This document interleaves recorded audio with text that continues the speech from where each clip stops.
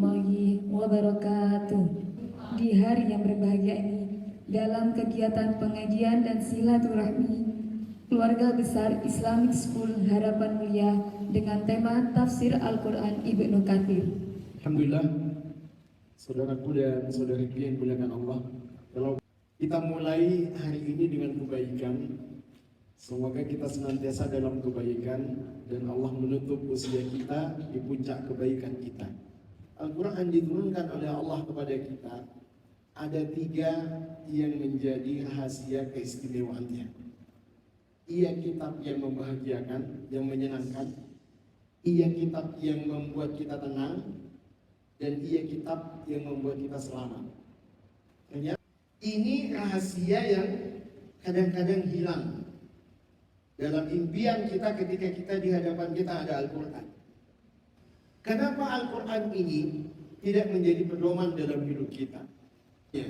Ulaika ala hudan min rabbihim wa ulaika humul muflihun. Al-Quran itu diturunkan sebagai pedoman bagi Anda. Ibu tahu pedoman? Pedoman itu sama dengan GPS, sama dengan Google Map yang biasa kita pakai. Di sini atau saat ini tidak ada lagi yang bertanya-tanya, di mana alamatnya Ustaz Nur Asyur? Udah nggak ada. Ia tinggal buka HP-nya, ia buka Google, dan dia tulis nama saya, semua akan muncul informasi alamat-alamatnya. Nah, Al-Quran itu begitu. Ia menjadi pedoman kita. Yang kedua, Al-Quran itu menjadi sumber keberkahan hidup kita. Ia diturunkan oleh Allah dalam hidup ini. Ia menjadi rahasia keberkahan kita. Apa tanda-tanda keberkahan hidup kita? 1, bersyukur saat dapat nikmat. 2, bersabar saat dapat musibah. 3, istighfar saat bersalah. Kemudian Al-Quran ini juga kenapa sih nggak bisa jadi solusi hidup kita? Sementara ia diturunkan oleh Allah, sudah menjadi pedoman hidup, sudah menjadi kunci keberkahan, juga menjadi solusi hidup. Al-Quran itu adalah manual book hidup kita.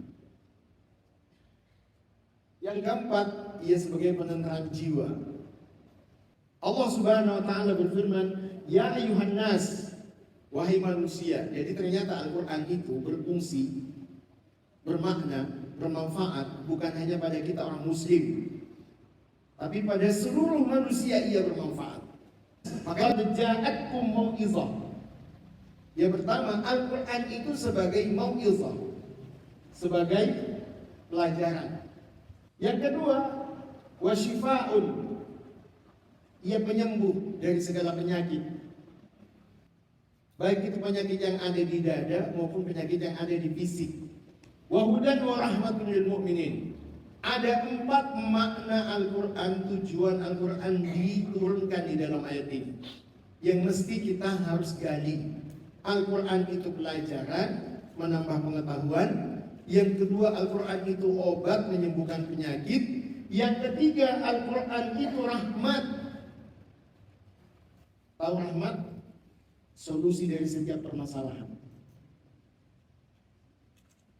Segala apa yang kita butuhkan itu namanya rahmat.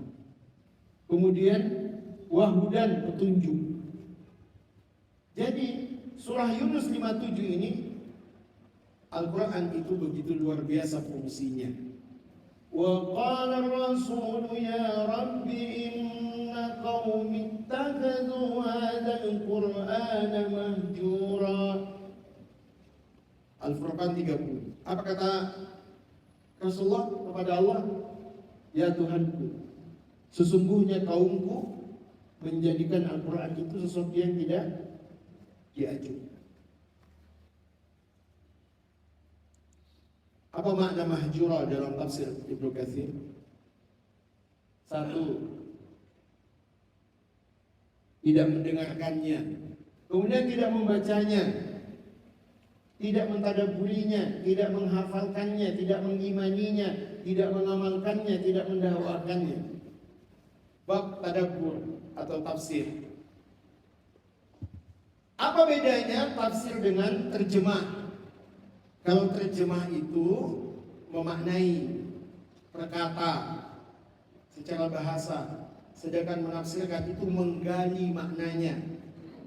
Rabbana hab lana min azwajina wa zurriyyatina qurrata a'yun waj'alna lil muttaqina imama. Rabbana atina fid dunya hasanah wa fil akhirati hasanah wa qina adzabannar.